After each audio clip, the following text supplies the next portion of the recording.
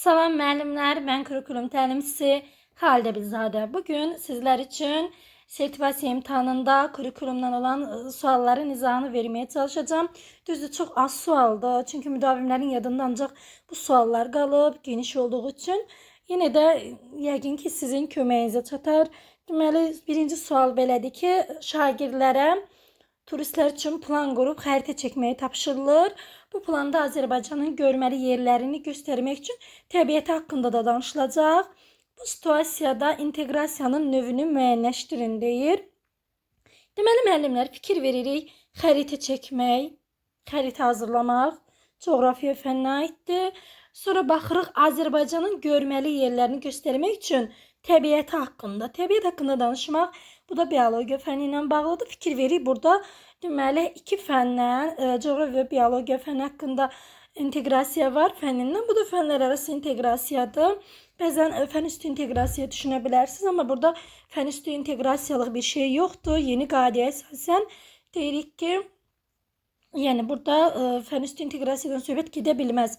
Oturduğumuz yerdən plan hazırlayırıq, xəritə hazırlayırıqsa, hər hansı yerə hərəkət etmiriksə, getmiriksə, biz orada demək fən üstü inteqrasiyadan danışa bilmərik.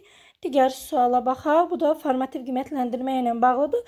Ümumiyyətlə qəbulda da olsun, sertifikasiyada da olsun, hər zaman formativ qiymətləndirmədən, ümumiyyətlə qiymətləndirmə mövzusundan mütləq ki suallar düşür. Sualın biri də belə olub ki, şagirdlər formativ qiymətləndirməni önəmli saymırlar, əhəmiyyətli olmadığını düşünürlər.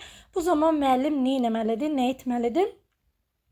A variantı belədir ki, şagirdlər bilməlidirlər ki, formativ qiymətləndirmənin illik qiymətləndirməyə təsiri var. Xeyr, təsiri yoxdur.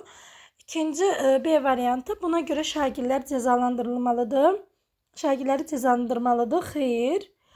Əhəmiyyət verməməli, göz ardı etməlidir. Xeyr, müəllim formativ qiymətləndirməni göz ardı edə bilməz. D variantı, formativ qiymətləndirmənin əhəmiyyətindən danışmalı, şagirdi irəliyə apardığını vurğulamalıdır. Belə doğru cavab D variantıdır.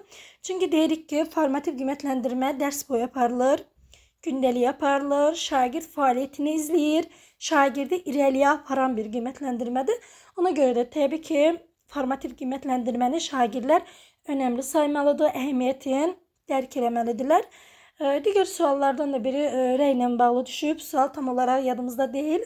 Rəylər haqqında da qısa məlumat verim ki, rəylər bilirik ki, fəaliyyətə yönəlməlidir. Yəni şagirdə biz rəy verərkən emosiyalara yönəlib rəy verməməliyik. Şagirdə afərin, sən çox ağıllısan, sən mükəmməlsən, sən belə rəylər verməməliyik. Sadəcə tapşırığı yerinə yetiribsə, tapşırıq zamanlı nəyi düzgün həll eləyib, nəyi düzgün həll etməyib, onları vurğulamalıyıq.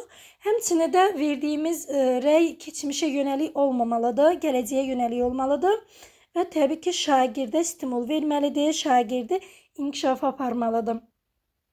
Bu qədər müəllimlər, davamlı olaraq sualların izahından faydalanmaq üçün kanalımıza abunə olmağı və kanalımızın linkini maksimum paylaşmağı unutmayın. Sağ olun müəllimlər, uğurlar olsun.